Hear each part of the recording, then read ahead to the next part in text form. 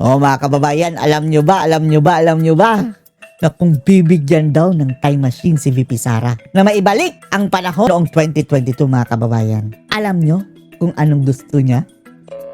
Mayroon siyang pinagsisihan mga kababayan at gusto niyang balikan na kung sa 2022 babalik ang kanyang mundo ay eto ang kanyang gagawin mga kababayan.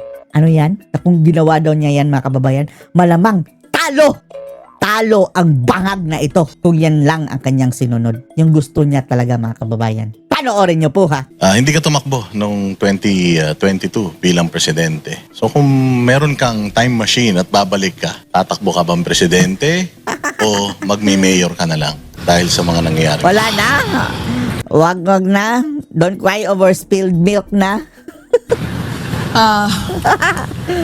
Kung meron akong time machine, Lahat may may dahilan. pabalik ako. Tatakbo akong mayor. Wag na lang Susundin mag-vice. ko yung gusto ko na 3-term mayor ng isang syudad. At anong reason yung dahil lang dyan? Baka hindi para mga kababayan, hindi na siya mapasubo na maging tatakbong presidente. Baka hindi pa siya pag-initan, no? Sa iyong pangarap na matapos mo yung 3-term? Or dahil sa mga nangyayari ngayon? Dahil kung hindi ako tumakbo, yung mga hiningan ko ng tulong, hindi boboto yun kay BBM. So baka pa natalo siya. No? So hindi Hindi siya parte mga kababayan sa pagkapanalo ni Bangag at hindi masisisi si VP Sara. ganito yung inabot ng ating bayan. Posible pa mga kababayan kung hindi siya tatakbong presidente noon. Baka may patatakbuhin pa si Tatay Digong mga kababayan na ibang kandidato, Bato or Bongo. Baka yun pa ang nanalo. Baka nga talaga natalo siya. Kasi nung pag-recruit sa akin, at hindi ko naman ito first time na sinabi ha. Sinabi ko na ito eh. Nirecruit ako ni Senator Amy Marcos, tumakbong Vice President. Tinanong ko siya, bakit ako? Sabi niya, kailangan namin ng Mindanao kasi kung wala ang Mindanao, matatalo kami ni Lenny.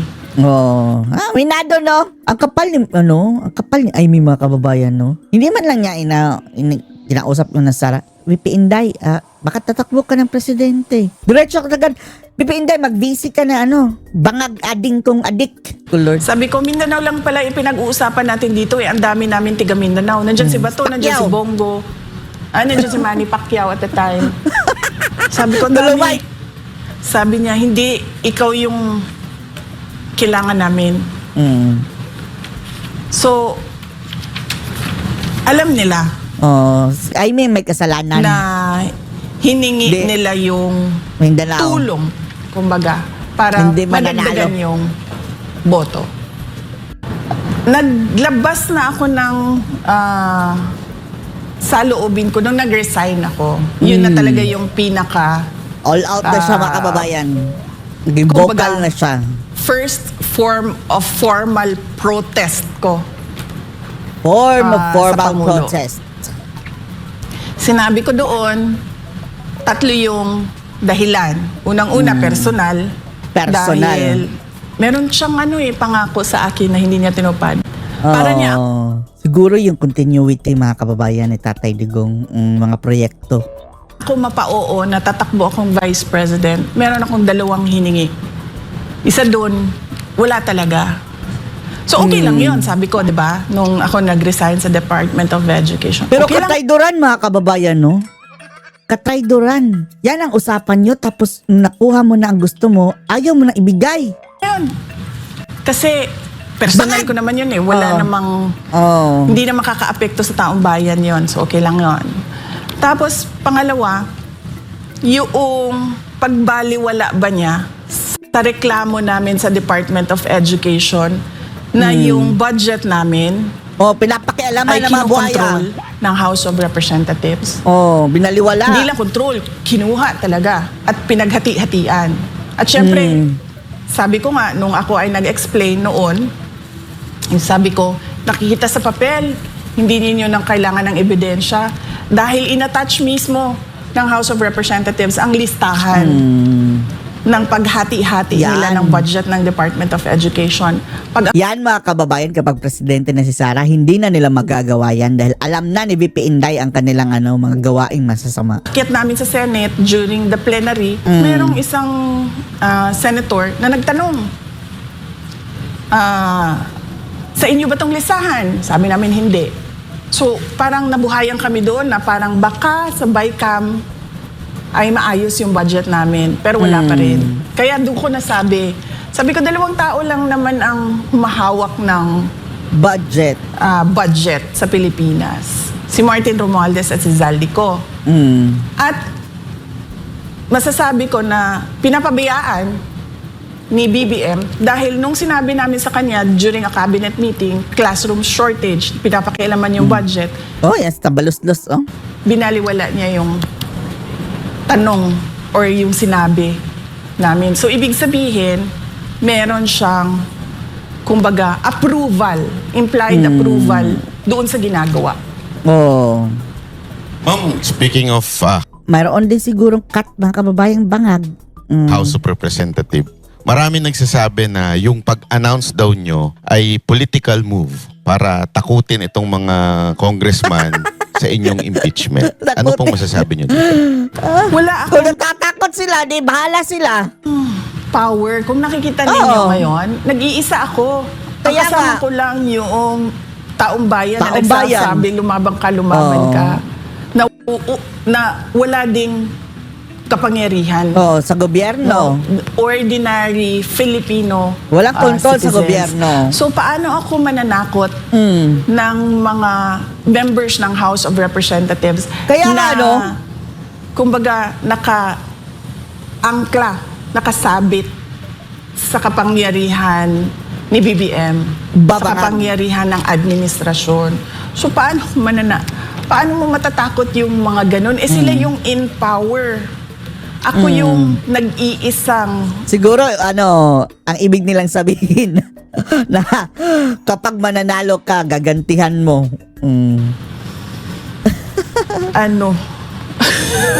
nag-iisang tao na hindi kapanteng Alam kasi nila na mananalo ka, VP. barkadahan. Kaya Alam naman natin yung mga kasunod mo talagang kulelat. Kung hindi negative, kulelat talaga. Negative. Parang, syempre, no choice daw yung mga congressman na kumampi na sa inyo dahil No lagot choice daw by choice. They have all the choice, mga kababayan. At choice din nilang makibangag kay Marcos at makisama sa kanyang kurakutan. sila pagka kayo ay naging Huwag sila maghugas presidente. Yun ang kamay. sinasabi ng mga ilang political analysts at mga tao. Analyst Meron na o daw anay? kayong alibay na ginagamit lang yung impeachment sa politika dahil tatakbo nga kayo.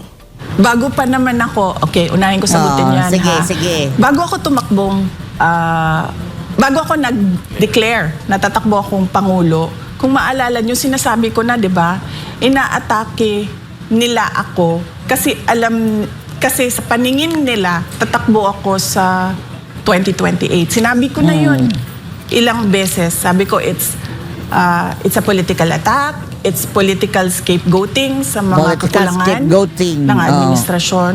So sinabi ko na yon noon, bago pa man ako nag-declare na tatakbong president. Yun namang frontrunner, hindi kasi ako naniniwala dyan sa numbers na yan. Kasi hindi natin alam kung sinong nagpagawa ng survey. Oh, baka lang, no? Malamang makababayan kina Marcos, Lotong Macau. Malay ba natin kung pinapalabas lang nila na frontrunner ako pero hindi naman pala totoo. Para Diba? So, hindi ako naniniwala sa Pero sa talagang frontrunner ka, VP Inday. numero. Yung numero ni Bangag ang hindi ka panipaniwala na kahit pa negative yun mga kababayan, sa tingin natin mababang negative Na sinasabi nila. Pero naniniwala ako sa mga tao na random places in the country who don't know me at all except for my name. And then they say, lumaban ka. Laban. Hindi ka naniniwala na plus 30 ka lang? O kasi people are saying na mukhang ano yan. Hindi lang siya kumpiyansa mga kababayan. Mukhang daya yan. They believe at least nasa 70% daw yung trust and approval rating mo. Hindi kasi ako nagpapasurvey. Kasi mahal. Wala kaming budget para sa survey. In fact, nakikisurvey lang kami kung merong lumalabas na survey. Sabi na, ito pala yung number. Pero sa totoo lang, hindi rin naman natin alam kung sino yung nagpa-survey eh. 'Di ba? Kung totoo ba talagang independent yun o merong gumastos para sa survey. So, hindi ko binabase sa survey yung galawan ko. So hindi nyo talaga po tiniming itong pag-announce ninyo? Walang timing ito. Talagang nasa Timing puso nyo lang. Wala. Tsaka, VP, doktoran ko yon para isang sagutan na lang. Kasi bakit ganito kaaga? Ikaw daw in history ng mga nag-declare yung pinakamaaga. Bakit? Bawal ba? Wala Bakit? naman bawal Ash Wednesday daw. Nag-speculate talaga yung mga tao. Actually, hindi ko nga naisip na Ash Wednesday pala yun. Nalaman ko na lang na Ash Wednesday kasi sinabihan ako pagdating ko sa office, may misa. From ashes to ashes. Sabi ko, bakit may misa? In fact, kung nakikita nyo, pinalitan pa yung setup, diba? Kasi akala nila press conference yun. Naka-table yun eh. Walang podium yun sa una. Tapos nandun pa yung mga heraldic symbols. Tapos pinapalitan ko. Tapos sinabihan ako may misa. Sabi ko, bakit may misa tayo Ash Wednesday? So, tapos nalaman ko lang after na Ramadan na pala. Kasi yung mga kaibigan ko na mga Muslim, nag-greet na ng Ramadan Mubarak. Ramadan So, Mubarak. walang ano yun. Walang plano. Pero, Wala nang binigay ko plano. naman yung rason. Kung maaalala ninyo, nandun yun sa speech. Kasi inisip ko na talaga yun eh. Kung magtatanong ito sila, kung bakit January 2026 February 2026 ako nagsabi. Tapos, sinabi ko na yon, binigyan ko ng rason. Pero December pa niya mga kababayan na pagdesisyonan. Para hindi na sila magtanong. Pero nagtanong pa rin pala sila. Sabi ko, madalas, iniiwasan ng mga politiko ang maagang paghayag ng kanilang mga plano upang hindi sila maging target ng pag-atake. Pero, wala na kasi. Nahuli kasi mga kababayan ang deklara niya. So parang naiisang tabi lang yan mga kababayan. Baka ibang ibig sabihin mo niyan. Kaya, na-confuse ang marami. Ngunit, matagal nang sinira ng administrasyong ito ang pangalan ko. Malinaw naman pala mga kababayan na kung ang iba hindi nagdedeklara na maaga dahil sinisiraan niya. Pero siya, matagal lang sinisiraan ng administrasyon. Wala ninyo, nagsimula yung attacks nila.